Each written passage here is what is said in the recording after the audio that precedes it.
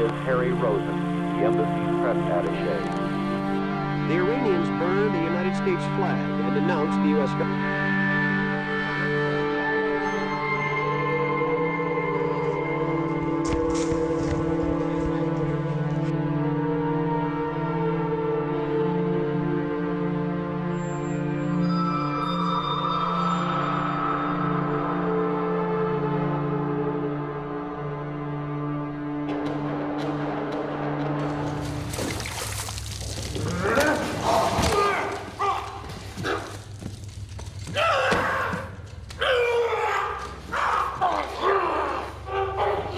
Grabbing the bucket.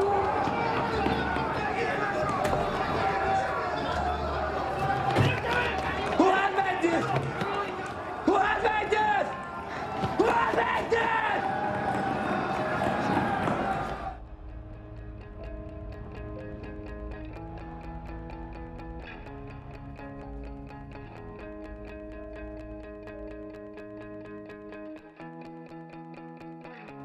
We watch films to be entertained or to be educated.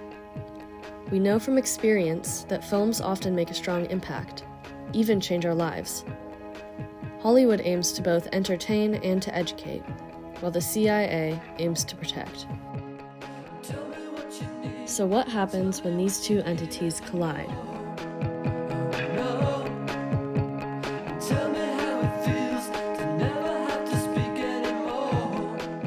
If you've ever gone through a car accident, you never forget that car accident.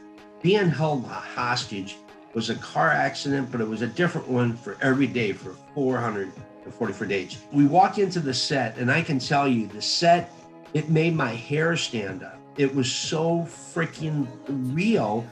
And how they do it, I have no idea. But I walk in to the set, and as I'm walking into that set, there were other sets that were portraying the Middle East and offices and stuff. And it's like, holy cow, I felt like I was back in the country. The CIA and Hollywood are not all that different from each other because, you know, what we do behind the veil, you know, is there's a lot that goes on back there. But the CIA, obviously more so because they're dealing with real life.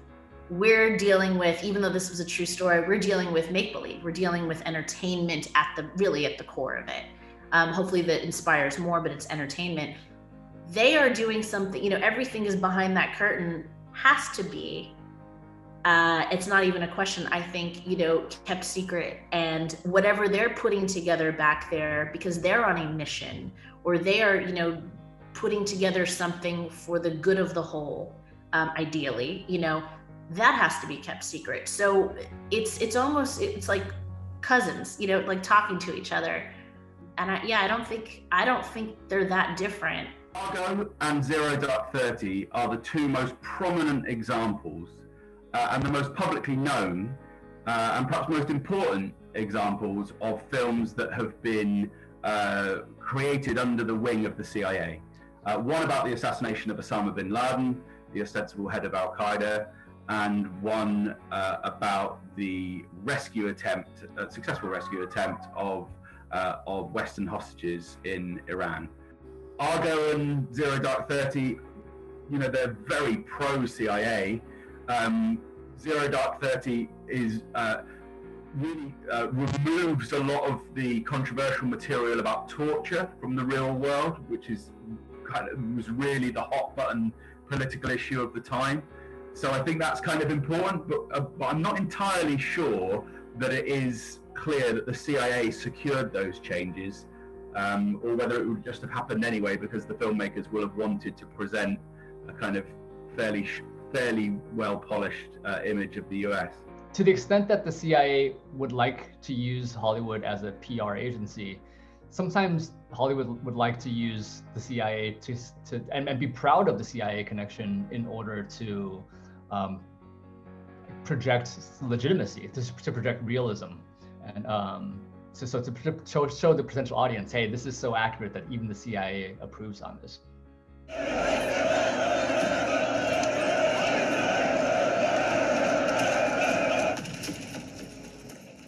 we get in, and as we sit down, and all of a sudden the movie starts, and I had not seen any of it.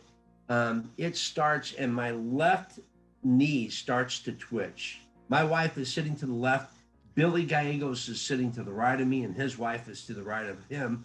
And my knee starts to twitch so bad. And my wife puts her arm on my knee. She goes, "Are you all right?" And I said, "Joe, it sounds so freaking real. It sounds like it did that day of the chanting."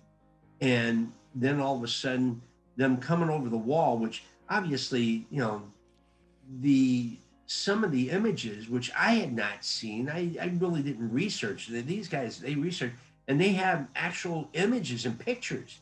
Obviously, they didn't tell us what to shoot. They didn't tell us what not to shoot. They, even our behind the scenes crew, what they did have to do for their own protection, probably as well as ours, is, you know, the behind the scenes crew was shooting something different. They have a little more freedom because they're capturing what's going on, right? The crew, the scene, the setup, and kind of panning around. They're not just sedentary where we're placing the cameras for the scene. And they had an escort, and before they were allowed to, after the day of the shooting, they had to turn over all their footage to the CIA, so that all they wanted to do was make sure if there was any CIA, I guess, employee or, you know, member of the CIA team, they scrubbed them out. And just they just didn't want any of that, which again, we knew ahead of time. It was no big deal. They got the tapes back, and we were able to use a lot of that, you know, for the DVD extras and the publicity.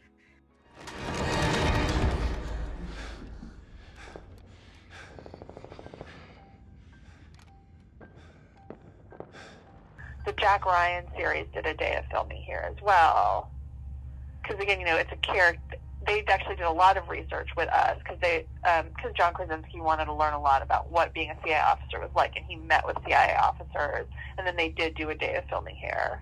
Now, Daniel Craig came to visit headquarters, you know, in preparation for the final James Bond movie he's doing, and like, obviously James Bond is not completely accurate. Something like a lot of people do get inspired to work here by something like that because it makes it look fun and interesting. Also, as an international perspective, you could see like, oh, I could travel a lot if I came to work at the agency. So we did host him for, you know, a bunch of briefings and stuff, because even though he knows that the movie isn't going to be 100% accurate, he wants to kind of understand, well, what are some real intelligence issues in this space? The relationship between the CIA and Hollywood can be viewed as a normal and necessary relationship for producing films based on true events, or those hoping to include elements of realism. But some critics claim it is pushing a very specific narrative, one that leans towards propaganda. In today's age, people are inherently untrusting of our government, and therefore untrusting of any film the CIA had part in making. This has become a growing topic among more critical viewers of television and film.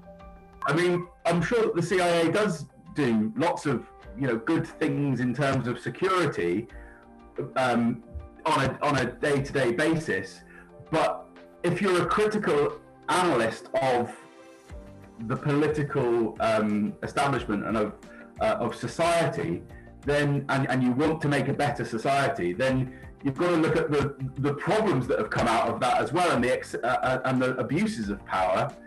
But what we're saying is, if you look at these things holistically, all of these organizations who are all basically involved in the same kind of thing, the security or really the power projection of the United States.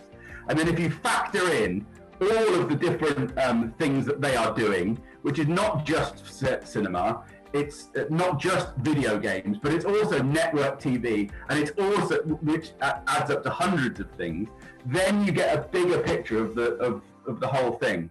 If I can put it like this, I think it probably makes everyone feel better.